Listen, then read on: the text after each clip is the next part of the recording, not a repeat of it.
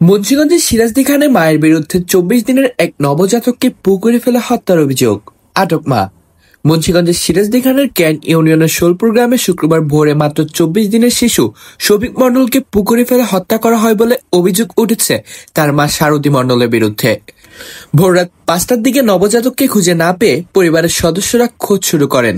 পরে পুকুরে পানিতে মিলে শিশুর কাপড়, সেখান থেকেই উদ্ধার করা হয় শিশুটিকে।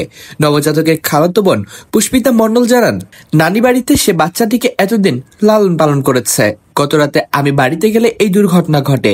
খালার কাছে বাচ্চাটির কথা জানতে ছেলে খালার আচরণ তখনই সন্দেহজনক লেগেছে। তিনি বলেছিলেন হাওয়ায় উড়িয়ে নিয়ে গেছে। শিশুর পিতা দীনেশ মণ্ডল বলেন, আজ সকালে আমার বাচ্চার স্ত্রীকে বাড়ি আনার কথা ছিল। এরই মধ্যে শুনি আমার সন্তান নেই। খুঁজতে খুঁজতে ৫ ঘন্টা পর পুকুর থেকে তাকে উদ্ধার করি, কিন্তু তখন সব শেষ। শিশুটিকে দ্রুত শ্রীনগর উপজেলা স্বাস্থ্য কমপ্লেক্সে নেওয়া হলে চিকিৎসক তাকে মৃত ঘোষণা করে। সিরাজদি খান থানার ভারপ্রাপ্ত কর্মকর্তা খন্দকার হাফিজুর রহমান জানান, নবজাতকের মা সারথী মণ্ডলকে আটক করা হয়েছে। প্রাথমিকভাবে ধারণা করা হচ্ছে সে মানসিক রোগী। তদন্ত পরবর্তী বিস্তারিত জানা যাবে বলে জানান ওসি। কামরুল হাসান সফিন, মুন্সিগঞ্জ.টিভি।